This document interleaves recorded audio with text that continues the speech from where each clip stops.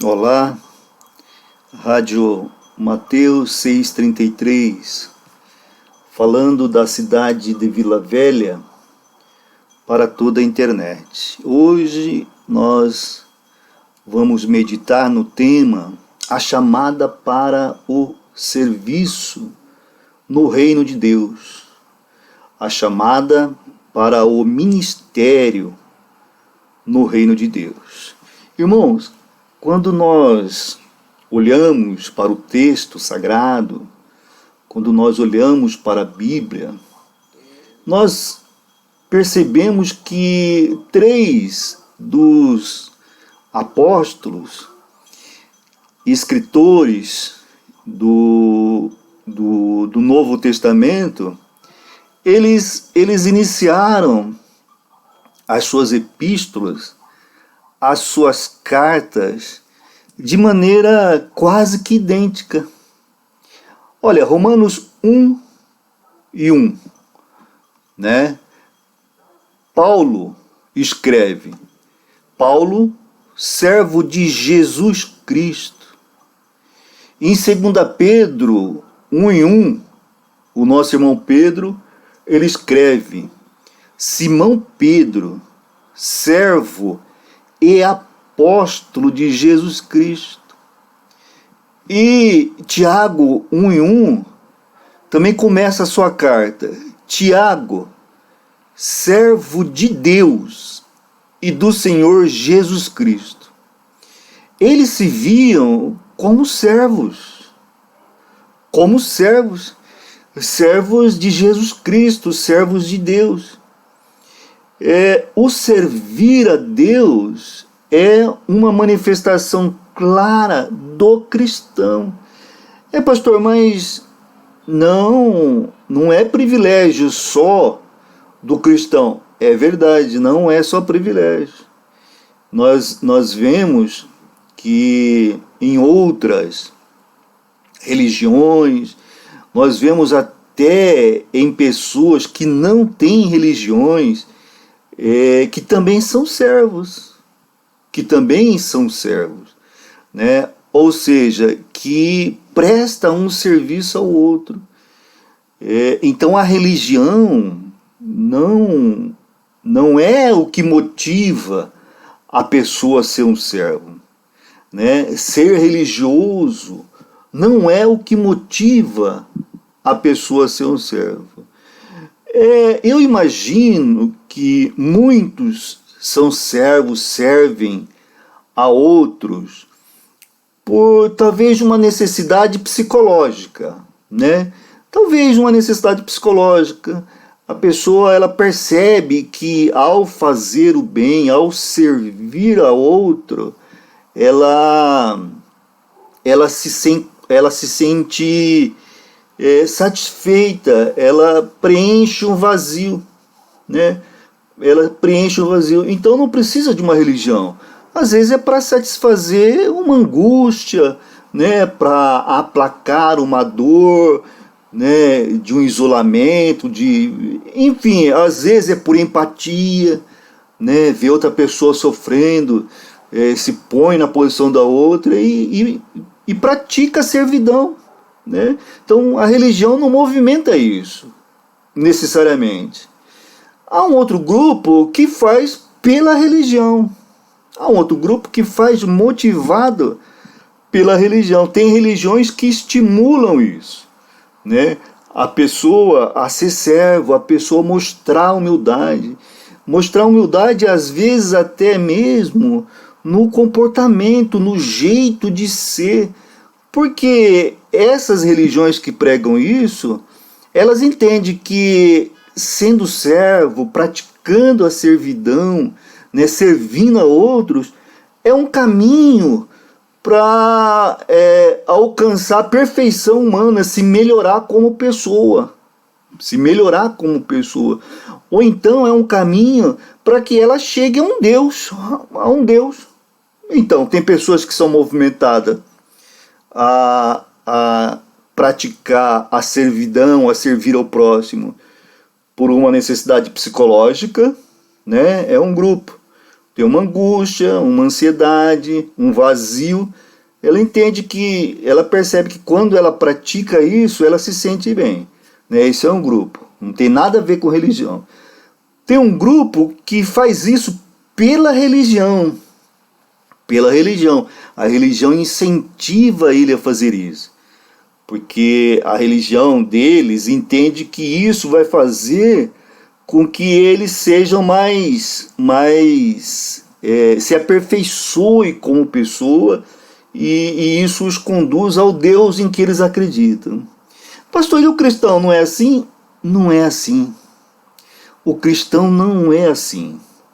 O cristão, ele não deve fazer por uma necessidade de preencher um vazio, porque o vazio do cristão, né, essa angústia, quem preenche é o Senhor Jesus Cristo, quando ele tem um relacionamento com Jesus Cristo. Então esse vazio, essa angústia, essa falta de compreensão, o que ele está fazendo aqui nesse mundo, nesse tempo, né, essas perguntas da onde ele veio, para onde ele vai, já estão respondidas, né, já estão respondidas, ele já entende isso. E então o vazio dele foi preenchido com o relacionamento que ele agora tem com Jesus Cristo. Né? Então o cristão não faz isso para preencher o vazio. E o cristão também não faz isso orientado pela religião. Quer dizer, o cristão ele não é servo, ele não pratica servidão, ele não procura ajudar o seu próximo, né, para chegar até Deus. Não faz isso, não.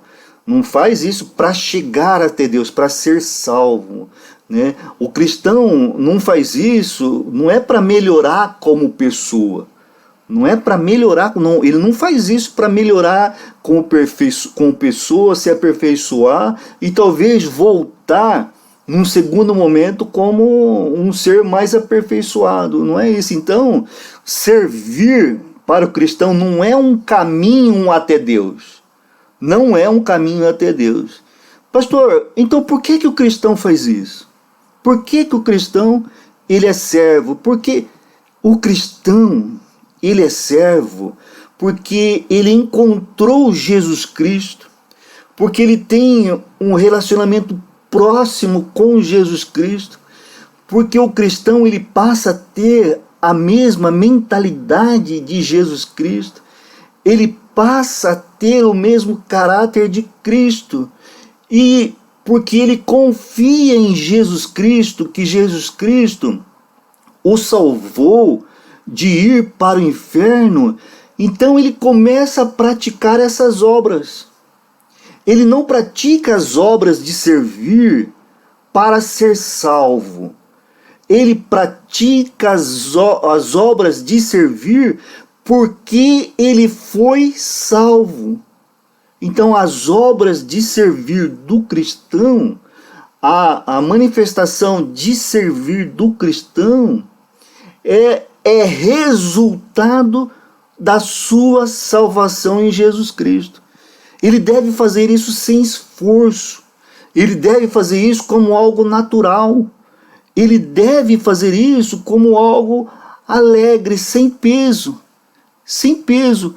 E nós olhamos para a Bíblia, que para nós é a palavra de Deus, e nós vemos que o Senhor, ele nos pede uma vida de serviço, uma vida de servir. Por quê, pastor? Porque cristão é um imitador de Cristo. Porque cristão é pequeno Cristo. Então ele faz aquilo que Cristo fazia quando estava no ministério terreno. Cristo só serviu. E Cristo até hoje nos serve. Então o cristão pratica obras porque ele é salvo. Porque ele é salvo. E não para ser salvo. E não para se sentir bem na alma. Não. O que traz tranquilidade na alma, né? O que traz a revitalização do seu espírito para o cristão é uma pessoa, é Jesus Cristo. E a partir dessa salvação, desse encontro com Jesus Cristo, dessa nova mentalidade, ele passa a ter uma nova postura, um novo jeito de ser. Olha o que fala Gálatas 5,13. Irmãos, né? Irmãos, vocês foram chamados para a liberdade. Essa palavra é muito importante. Essa palavra aqui é muito importante. O cristão, ele deve ser um ser livre. Livre do quê, pastor? Livre das obrigações religiosas, livre da imposição de pensamentos de outros que vão contra as orientações do seu Senhor. Ele deve ser livre para obedecer a Deus. E por absurdo que seja, ele é livre para desobedecer a Deus. Ele é livre para desobedecer a Deus. Porque há muitos que vêm para o cristianismo e depois vêm com fé em Jesus Cristo, né? Se tornam um cristão. Mas depois ele se apostata da fé, ele dá as costas para Jesus Cristo. É possível isso. Jesus Cristo, não é quando o cara veio para Jesus Cristo, ele amarra, né, prende a pessoa com algemas de ferro e a pessoa nunca mais sai do cristianismo. Não é isso não. Não tem ameaça se sair, não existe isso não. Tem esclarecimento. Existe esclarecimento, mas não há ameaça para a pessoa continuar cristã, não. Ela tem total liberdade, né? Nós somos chamados à liberdade, né? Por isso que às vezes a gente chega numa rodinha onde anteriormente a gente bebia cerveja, bagunçava, né? E alguém fala, toma um copo de cerveja aí, e a gente tem a liberdade de falar assim, olha irmão, hoje eu não quero. Antes a gente não tinha essa liberdade, porque antes se falasse isso, vinha as gozações, o bullying, e a gente cedia. E tomava às vezes sem querer, né? Então é um exemplo, nós temos a liberdade de escolha, né? Nós temos a liberdade de escolha. Mas olha o versículo que prossegue, olha, mas não, orientação, né, pessoal, conselho, mas não usem a liberdade, não use essa liberdade para dar ocasião à vontade da carne, né? Então, qual que é a vontade da carne? Né? A vontade da carne é para satisfazer a sua alma, a sua psique, né? O seu desejo físico, uma cervejada, às vezes o cara parte com uma prostituição, né? Isso é desejo da carne. Isso é desejo da carne. Tem liberdade para fazer isso? Segundo o texto, tem. Mas a orientação é: não usem essa liberdade para fazer isso, hein? Não, você não bebe mais porque você é crente. Não, não é isso. Eu tenho liberdade para beber ou não beber. Entendeu? Eu preferi não beber, eu opto por não beber. Tem liberdade, né?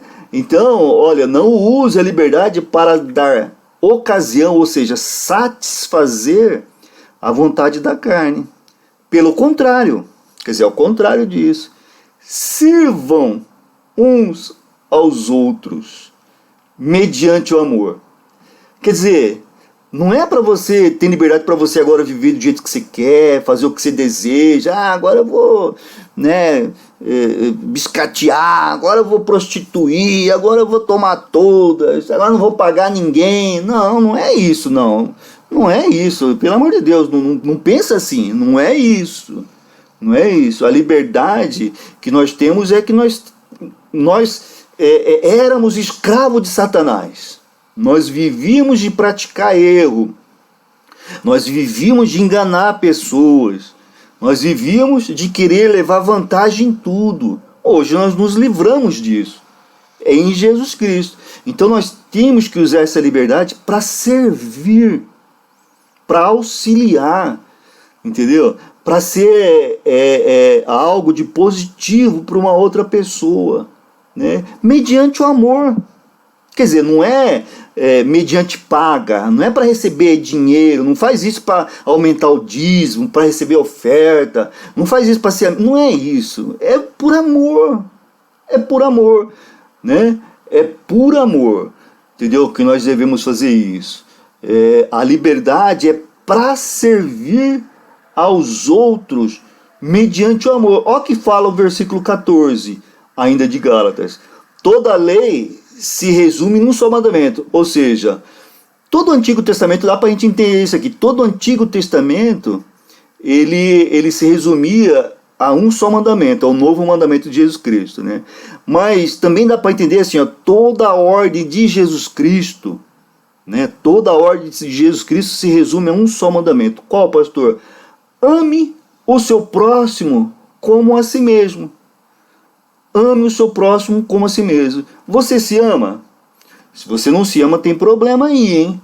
Você tem que gostar de você. Você tem que gostar de você. Para gostar de você, você tem que tomar banho, entendeu? Cuidar do seu cabelo, cortar as unhas, vestir uma roupa elegante, procurar se satisfazer, comer bem, entendeu? Falar direito, né? Procurar se aperfeiçoar, né? Buscar conhecimento. Isso é uma demonstração que você ama você. Você não pode se idolatrar, viver para si, ser um egocêntrico. Não, isso não pode. Né? Mas você tem que gostar de você, não pode andar relaxado, mal vestido, né? Não pode, já sou de Cristo, então preciso estudar, preciso trabalhar, não é isso não é isso não, hein? Não é isso não. Então você tem que gostar de você. O corpo, a Bíblia fala que é o templo do Espírito Santo, então você tem que satisfazer as regras de higiene, de cuidado com o seu corpo também, tá? O que nós não podemos é ser egocêntricos, nos colocar no centro. O que nós não podemos é colocar nós como foco principal. Não, o principal é Jesus Cristo. Mas nós temos que praticar uma caminhada, um exercício físico, né? Mas para que isso, pastor? Porque se você não ama você mesmo, como é que você vai amar o outro? Aqui fala, ó, ame o seu próximo como a si mesmo. Se você se ama mal, você vai amar mal o outro. Então se ame bem, né? Conforme os preceitos judaico-cristãos, conforme as orientações de Cristo, e pratique esse mesmo amor que você tem por você para o outro. Para o outro. Por isso que tem pessoas que são tão ranzinzas, ruins, né? Tem pessoas que tudo é negativo, porque ela não se ama, né? Não concorda com o nariz, não concorda com o cabelo que tem, acha que está gorda demais, não faz nada para mudar, mas só reclama, né? Não gosta se a pessoa não gosta dela, ela vai gostar de outro de que forma? Difícil, né, irmãos? Difícil. Mas então, nós não podemos nos idolatrar, mas nós temos que cuidar. Nós temos que cuidar. Olha o que fala também João, Evangelho de João, no capítulo 12, no versículo 26. Olha, Jesus Cristo falando, né? Quem me serve? Eu sou servo de Jesus Cristo. Amém? Maravilha. Muito bom. É isso aí mesmo, irmão. Servo de Jesus Cristo. Mas olha o que ele fala. Quem me serve precisa seguir-me. Seguir quer dizer imitar-me, né? E onde estou, o meu servo também estará. Aquele que me serve, meu Pai honrará. Então, quando nós servimos a Cristo, né, nós temos como característica servir ao nosso irmão. Servir ao nosso irmão. E quando nós servirmos ao nosso irmão, ou ao desconhecido, ao nosso semelhante, né, melhor dizendo assim, quando nós servimos ao nosso semelhante, aquele que me serve, meu Pai honrará. Quer dizer, Deus nos honrará. Nós não fazemos por recompensa, mas somos recompensados. Nós não fazemos pela recompensa, né? Mas nós somos recompensados. Tá certo, irmão? Então, essa deve ser uma perspectiva, né, de nós cristãos. De nós cristãos. Mas tem muitos irmãos que ficam obcecados, né? Ficam com aquela ideia de que não pode ser tão boas como os apóstolos. Não, mas como que eu vou servir como Paulo serviu, né, como Tiago serviu, né, como João serviu? Nossa, aqueles não. Como que eu vou servir como o pastor X serve? Como que eu vou servir como o pastor Y serve? Não, mas não é isso, irmãos. Não é isso. Não pode pensar assim. Né? Nós não podemos pensar assim. Uma ideia que é muito popular na igreja, irmãos, infelizmente, é que os servos de Cristo, Os servos de Cristo são aqueles que se dedicam ao ministério, quer dizer, ao serviço. Ministério, no linguajar cristão, quer dizer serviço. Que se dedicam ao ministério em tempo integral. Em tempo integral. E que todos os outros, quer dizer, os demais, todos os outros cristãos que não praticam em tempo integral, estão tentando levar uma vida correta, uma vida certinha. É um preconceito, é uma interpretação errada que, infelizmente, ainda sobrevive na cabeça de alguns cristãos, que deve ser modificada, porque, nossa, está muito longe de ser verdade isso, está muito longe. Irmãos, todos somos servos e todos temos um chamado de um serviço importante para fazer para o reino de Cristo. Todos. Ah, pastor, então o serviço importante é ser pastor? Não, irmão. Não. Ah, pastor, o serviço importante então é ser o tesoureiro da igreja? Também não, irmão. Também não. O importante no reino são pessoas. No reino de Deus, o mais importante são pessoas. Então, eventualmente, às vezes, um pastor, ela pode ter importância na vida de algumas pessoas, assim como também aquele da cozinha, aquele responsável pela cozinha, tem uma importância muito grande na vida de outras pessoas. Se uma pessoa chega na igreja, um exemplo para poder clarear isso que eu falei há pouco. Se uma pessoa chega na igreja faminta, com muita fome, com o estômago vazio, o que ele prefere ouvir? Uma palavra que vem do pastor, vem da parte de Deus, ou um prato de comida que foi elaborado, preparado pelo cozinheiro da igreja? Não há dúvida, irmãos, que é o prato de comida. Não há dúvida. Tá certo? Tudo tem o seu tempo de importância. Tudo tem o seu tempo de importância. Na hora da palavra, a importância do pastor. Na hora de alimentar o estômago, a importância daquele que prepara o alimento. Na hora de cuidar do estacionamento, a importância daquele que cuida do estacionamento. Na hora de limpar a igreja, todos nós somos importantes. Todos. Agora, se nós formos olhar com um olhar secular, pode ser que você faça diferença entre um e outro, mas certamente você está servindo ao reino errado. Você está servindo ao reino do mundo, né? Ele nos chama para servir ao reino de Deus. No reino de Deus todos são importantes. Todos são importantes. No reino de Deus só há um Senhor, Jesus Cristo. É claro, nos relacionamentos nós chamamos de Senhor, respeitamos, porque respeitamos sempre os mais velhos, né? Mas só há um dono, só Jesus Cristo. E eu sempre falo que no reino de Deus não há desemprego, sempre tem algo que alguém pode fazer, sempre tem algo que alguém pode fazer. E a gente percebe que alguns empregos no reino de Deus pode parecer para alguns mais importante que o outro.